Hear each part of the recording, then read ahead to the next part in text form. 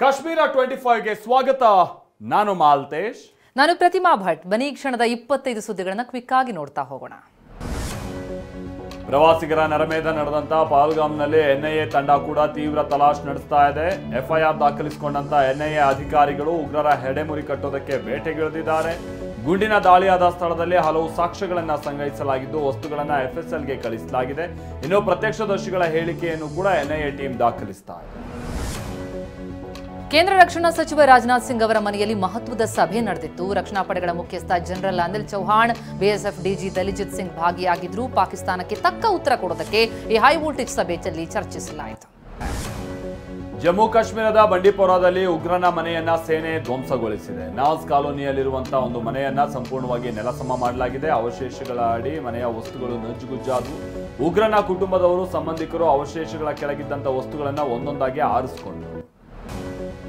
ಪಹಲ್ಗಾಮ್ ದಾಳಿ effect dry ಫ್ರೂಟ್ಸ್ಗೂ ತಟ್ಟಿದೆ. ಗಡಿ ಬಂದ್ ಆಗಿರುವ ಹಿನ್ನೆಲೆಯಲ್ಲಿ ಅಫ್ಘಾನಿಸ್ತಾನದಿಂದ ಬರ್ತಾ ಇದ್ದಂತ ಡ್ರೈ ಫ್ರೂಟ್ಸ್ ಆಮದು ಸ್ಥಗಿತಗೊಂಡಿದೆ. ಕಾಶ್ಮೀರದಿಂದಲೂ ಬೆಂಗಳೂರಿಗೆ ಬರ್ತಾ ಇದ್ದಂತ ಒಣಹಣ್ಣು ನಿಂತಿದೆ. ಕಾಶ್ಮೀರದಿಂದ ಬಾದಾಮಿ, ಗೋಡಂಬಿ, ಪಿಸ್ತಾ, ಹೆಸಲ್ನಟ್ ಹಾಗೆ ಕಾಶ್ಮೀರಿ ಕೇಸರಿಯನ್ನ ತರಿಸಲಾಗ್ತಾ ಇತ್ತು. ಇದೀಗ ಬಂದ್ ಆಗಿದೆ.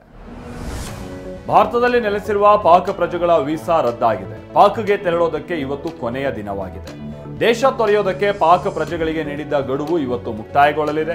ಭಾರತ ತೊರೆಯದೇ ಹೋದರೆ ಪಾಕ್ ಪ್ರಜೆಗಳ ವಿರುದ್ಧ ಕಠಿಣ ಕ್ರಮ ತೆಗೆದುಕೊಳ್ಳುವ ಸಾಧ್ಯತೆಯೂ ಇದೆ.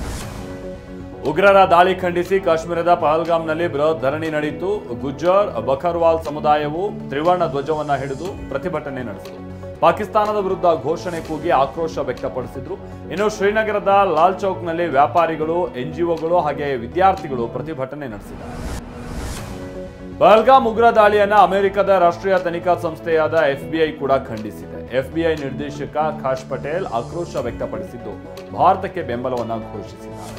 ಭಯೋತ್ಪಾದಕ ಭೂತಗಳನ್ನ ಹೊಸಕಿ ಹಾಕಬೇಕು, ಉಗ್ರರ ವಿರುದ್ಧ ಹೋರಾಡೋದಕ್ಕೆ ಭಾರತಕ್ಕೆ ನಮ್ಮ ಬೆಂಬಲ ಇದೆ ಅಂತ ಖಾಶ್ ಪಟೇಲ್ ಟ್ವೀಟ್ ಮಾಡಿದ್ದಾರೆ. ಕಾಶ್ಮೀರದ ಪಹಲ್ಗಾಮ್ನಲ್ಲಿ ಉಗ್ರರ ಗುಂಡೇಟಿಗೆ ಕೇರಳದ ರಾಮಚಂದ್ರನ್ ಬಲಿಯಾಗಿದ್ರು. ಮನೆ ಯಜಮಾನನ ಕಳ್ಕೊಂಡಂತಹ ಕುಟುಂಬ ಶೋಕ ಸಾಗರದಲ್ಲಿದೆ. ಕೊಚ್ಚಿಯಲ್ಲಿರುವಂತಹ ರಾಮಚಂದ್ರನ್ ನಿವಾಸಕ್ಕೆ ಕೇರಳ ಸಿಎಂ ವಿಜಯನ್ ಭೇಟಿ ಕೊಟ್ಟರು, ಸಾಂತ್ವನ ಹೇಳಿದ್ದಾರೆ. ಉಗ್ರರ ದಾಳಿ ಭೀತಿಯ ನಡುವೆಯೂ ಪ್ರವಾಸಿಗರು ಪಹಲ್ಗಾಮ್ಗೆ ಆಗಮಿಸ್ತಾ ಇದ್ದಾರೆ. ನರಮೇಧದ ಬಳಿಕ ಪ್ರವಾಸಿಗರು ಕಾಶ್ಮೀರದಿಂದ ವಾಪಸ್ ಆಗ್ತಾ ಇದ್ದಾರೆ. ಆದರೆ ಕೆಲ ದೇಶಿ ಹಾಗೆ ವಿದೇಶಿ ಪ್ರವಾಸಿಗರು ಪಹಲ್ಗಾಮ್ನತ್ತ ಹೋಗ್ತಾ ಇದ್ದಾರೆ. ಕ್ರೊಯೇಷಿಯಾದ ಪ್ರವಾಸಿಗ ಮಾತನಾಡಿ, ಇಲ್ಲಿ ತುಂಬಾ ಸ್ನೇಹಿತರು ಸಿಕ್ಕರು, ಜನ ತುಂಬಾ ಸಂತೋಷದಿಂದ ಸ್ವಾಗತಿಸ್ತಾ ಇದ್ದಾರೆ ಅಂತ ಸಂತಸ ವ್ಯಕ್ತಪಡಿಸಿದರು. ಭಯೋತ್ಪಾದಕ ದಾಳಿಯ ಹೊರತಾಗಿಯೂ ಪ್ರವಾಸಿಗರು ಕಾಶ್ಮೀರಕ್ಕೆ ಬರ್ತಾ ಇದ್ದು ಶ್ರೀನಗರದ ದಾಲ್ ಸರೋವರ ಸೇರಿದಂತೆ ಇತರೆ ಕಡೆಗೆ ಪ್ರವಾಸಿಗರು ಬರ್ತಿದ್ದಾರೆ. ಉತ್ತರ ಪ್ರದೇಶದ ಕಾನ್ಪುರ ಕುಟುಂಬವೊಂದು ಶ್ರೀನಗರಕ್ಕೆ ಪ್ರವಾಸ ಬಂದಿದ್ದು ಪಹಲ್ಗಾಮ್ಗೆ ತೆರಳೋದಕ್ಕೆ ಹಿಂದೇಟು ಹಾಕ್ತಿದ್ದಾರೆ. ಪಹಲ್ಗಾಮ್ ನರಮೇಧವು ಕಾಶ್ಮೀರದಲ್ಲಿ ಹೋಟೆಲ್ ಉದ್ಯಮಕ್ಕೆ ಬಹಳ ಪೆಟ್ಟು ನೀಡಿದೆ. ಪ್ರವಾಸಿಗರಿಲ್ಲದೆ ಕಾಶ್ಮೀರದ ಉಧಂಪುರ ಜಿಲ್ಲೆಯ ಪತ್ನಿಟಾಪ್ ಬಣಗುಡ್ತಾ ಇದೆ. ಪ್ರವಾಸಿಗರನ್ನ ನೆಚ್ಚಿಕೊಂಡಿದ್ದಂತ ಚೆಕ್ ಪೋಸ್ಟ್ ಭದ್ರತಾ ಸಿಬ್ಬಂದಿ ಹಾಗೆ ಹೋಟೆಲ್ ಜೊತೆಗೆ ರೆಸ್ಟೋರೆಂಟ್ ಸಿಬ್ಬಂದಿ ಇವರೆಲ್ಲ ಈಗ ಕಂಗಾಲಾಗಿದ್ದಾರೆ.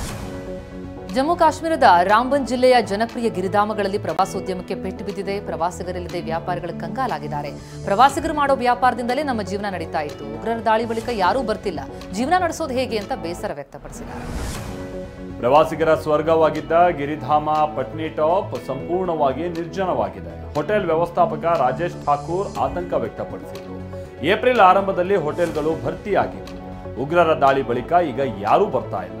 ಇಡೀ ಪಟ್ನಿಟಾಪ್ ಖಾಲಿ ಆಗಿದೆ. ಪ್ರವಾಸಿಗರು ಮತ್ತೆ ಬರಬೇಕು ಅಂತ ಮನವಿ ಮಾಡ್ತಿದ್ದಾರೆ. ಭಾರತ ಪಾಕ್ ಸಂಬಂಧ ಹದಗೆಟ್ಟಿರುವುದಕ್ಕೆ ರಾಜಸ್ಥಾನ ವರ ಹಾಗೂ ಪಾಕ್ನ ವಧುವಿನ ಮದುವೆ ಗಟ್ಟಿಯಾಗಿದೆ. ರಾಜಸ್ಥಾನದ ಬಾರ್ಮರ್ ಜಿಲ್ಲೆಯ ಇಂದ್ರೋಯ್ ಗ್ರಾಮದ ನಿವಾಸಿ ಶೈತಾನ್ ಸಿಂಗ್ಗೂ ಹಾಗೂ ಪಾಕಿಸ್ತಾನದ ಸಿಂಧ್ ಪ್ರಾಂತ್ಯದ ಕೇಸರ್ ಕನ್ವರ್ ಅನ್ನೋರ ಜೊತೆಗೆ ವಿವಾಹ ನಿಶ್ಚಿತಾರ್ಥ ಆಗಿತ್ತು. ಶೈತಾನ್ ಸಿಂಗ್ಗೆ 4 ವರ್ಷಗಳ ಕಾಲ ಪಾಕಿಸ್ತಾನಕ್ಕೆ ಹೋಗೋದಕ್ಕೆ ವೀಸಾ ಸಿಕ್ಕಿರಲಿಲ್ಲ. ಈಗ ಫೆಬ್ರವರಿ 18ರಂದು ಮೇ 12ರವರೆಗೂ ವೀಸಾ ದೊರೆತಿದೆ. ಆದರೆ ಭಾರತ ಅಟ್ಟಾರಿ ಗಡಿ ಬಂದ್ ಮಾಡಿರೋದು ಹೊಸ ಸಂಕಷ್ಟ ತಂದಿಟ್ಟಿದೆ. ಇದೇ ಏಪ್ರಿಲ್ 30ರಂದು ಮದುವೆ ನಡೀಬೇಕಾಗಿತ್ತು. ಈಗ ಈ ಜೋಡಿ ಕಂಗಾಲಾಗಿದೆ. ಕಾಶ್ಮೀರದ ಪಹಲ್ಗಾಮ್ನಲ್ಲಿ ಉಗ್ರರ ದಾಳಿ ವೇಳೆ ಇಬ್ಬರು ಸಹೋದರಿಯರು ಸಾಹಸ ಮೆರೆದಿದ್ದಾರೆ. ಉಗ್ರರ ದಾಳಿ ವೇಳೆ ತಪ್ಪಿಸಿಕೊಳ್ಳೋದಕ್ಕೆ ಯತ್ನಿಸಿದ ಸಹೋದರಿಯರು ಪ್ರವಾಸಿಗರ ರಕ್ಷಣೆ ಮಾಡಿದ್ದಾರೆ. ರುಬೀನಾ, ಮಮ್ತಾಜ್ ಉಗ್ರರ ದಾಳಿ ವೇಳೆ ಪಾದದ ಮೂಳೆ ಮುರಿದಿದ್ರು. ಅದನ್ನು ಲೆಕ್ಕಿಸದೆ ಮಮ್ತಾಜ್ ಪ್ರವಾಸಿಗರ ಮಗುವನ್ನ ರಕ್ಷಿಸಿದ್ದಾರೆ.